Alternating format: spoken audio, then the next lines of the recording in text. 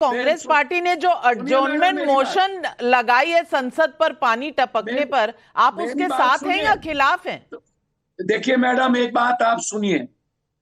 1200 रुपया, 1200 करोड़ में एक संसद बन, अच्छी बात है। कितने दिन बनी? और सोच जो भी हो, जिस किसी ने भी, जिस कंपनी ने भी, टाटा एक रेस्पेक्टेबल कंपनी है और उस कंपनी को इस 1200 करोड़ रुपया का दिया गया।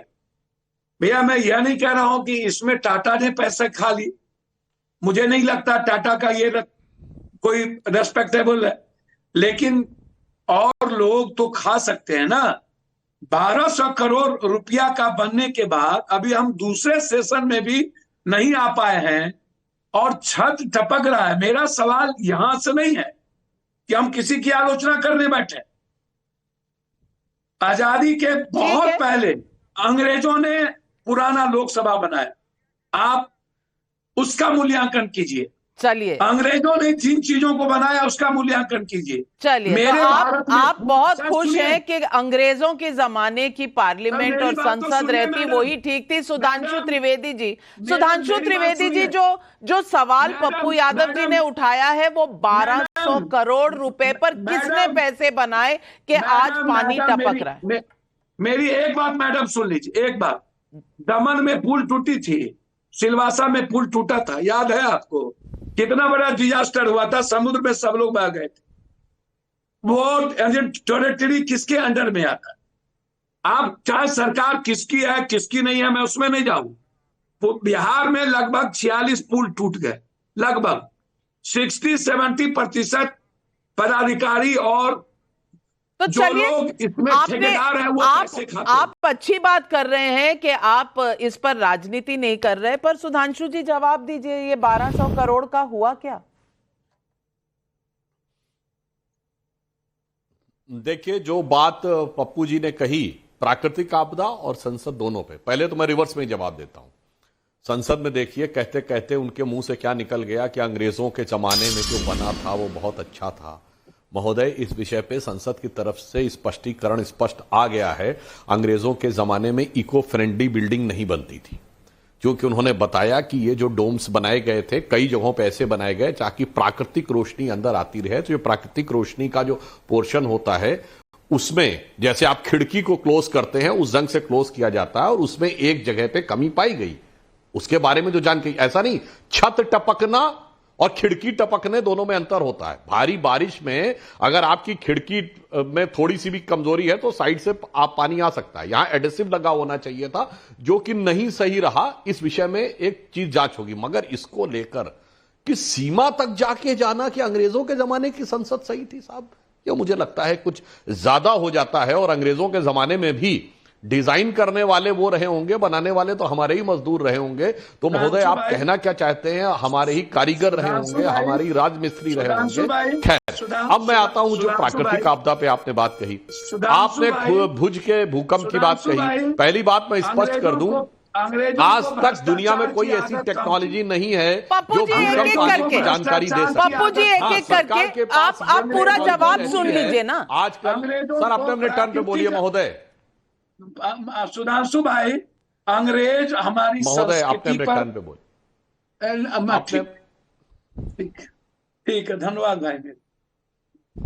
अपने टर्न पे बोल लीजिएगा। अब मैं बताता हूं, देखिए हमारे पास तूफान का अर्ली वार्निंग सिस्टम होता है। अब यह विषय अमित शाह जी ने बहुत साफ कहा संसद के पटल पे राज्यसभा में, उस समय तो मैं सुन रहा था। उन्होंने कहा कि हम राजनीति का मुद्दा नहीं बनाना चाहते थे, परंतु जैसे ही केरल का विषय आया तो केरल में 3 पार्टियां हैं, कांग्रेस भी है, मुस्लिम लीग भी है और कम्युनिस्ट पार्टी है। सरकार कम्युनिस्ट पार्टी की है, सांसद ज्यादा जीत के आए हैं मुस्लिम लीग और कांग्रेस के। तो सब में एक प्रतिस्पर्धा होने लगी और वो आरोप लगाने लगे कि केंद्र सरकार का अर्ली वार्निंग सिस्टम क्या कर रहा था। तब गृह मंत्री जी ने बताया कि अर्ली वार्निंग दी जा चुकी थी। अब देखिए उसके बाद सीएम का बयान क्या आया, नहीं वो रेड अलर्ट नहीं था, वो तो ऑरेंज अलर्ट था।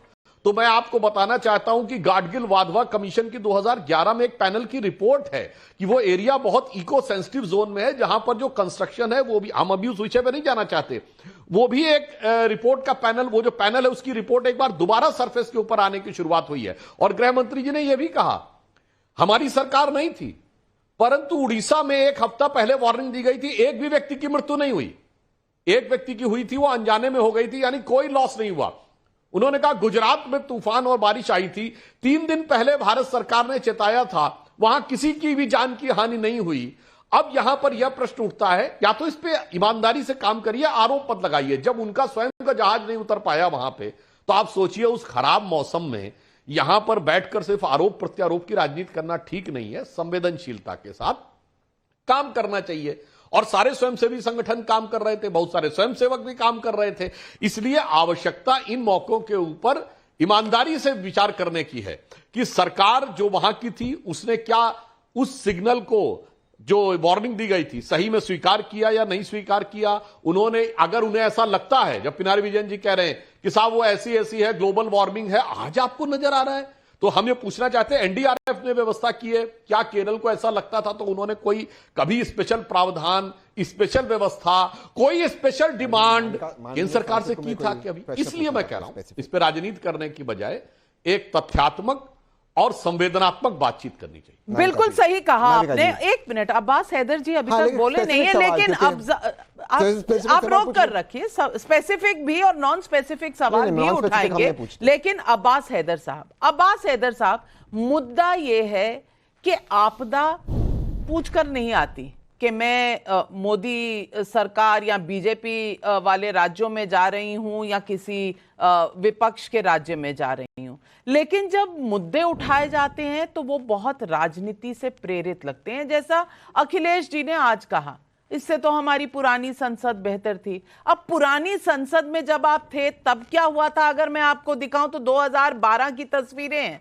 2012 में वहां गैस लीक हो गई, कभी गैस लीक हो गई, और 2013 में वहां भी छत से पानी टपका था।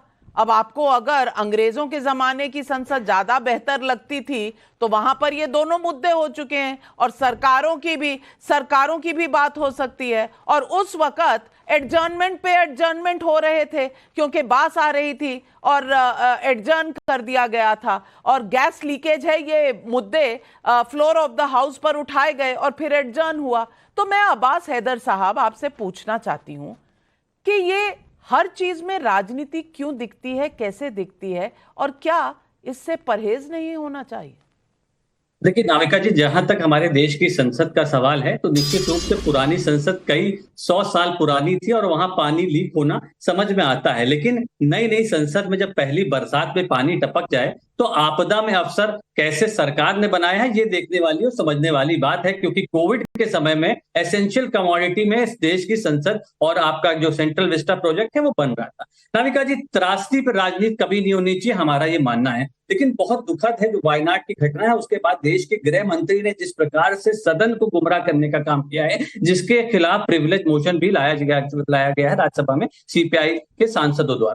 देखिए नाविका जी, पहली चीज तो ये वहां पे ऑरेंज अलर्ट जारी किया गया था जिसमें 115 से 204 mm तक बारिश की संभावना होती है, लेकिन 48 घंटे में 572 मिलीमीटर बारिश हुई है, ये बात स्पष्ट हुई है। इसी प्रकार से अलर्ट तो आप देखिए, केदारनाथ जो 4 धाम यात्रा है उसके लिए भी जारी हुआ था, मई में जारी हुआ था येलो अलर्ट। आप देखिए 250 जो श्रद्धालु हैं केदारनाथ के रास्ते में आज सुबह तक फंसे हुए थे, जिनको निकाला जा रहा था। हमारा मानना है, देखिए ये जो बहुत संवेदनशील विषय है जो हमारे प्रकृति के, हमारे देश के, और जो आपदा है, चाहे वो मोरबी की घटना हुई हो या तमाम ऐसी इस प्रकार की घटना होती है, उस पर राजनीति होनी चाहिए। और जब देश के गृह मंत्री, तो आप करते हैं ना, जब उत्तराखंड की बात होती है तो आप कहते हैं बीजेपी मॉडल फेल हो गया, जब उत्तर प्रदेश की बात होती है आप कहते हैं योगी मॉडल फेल हो गया, लेकिन जब दिल्ली की बात होती है तो आपके मुंह पर केजरीवाल का नाम नहीं आता। ये क्यों है? यही आपदा का राजनीतिक अवसर है।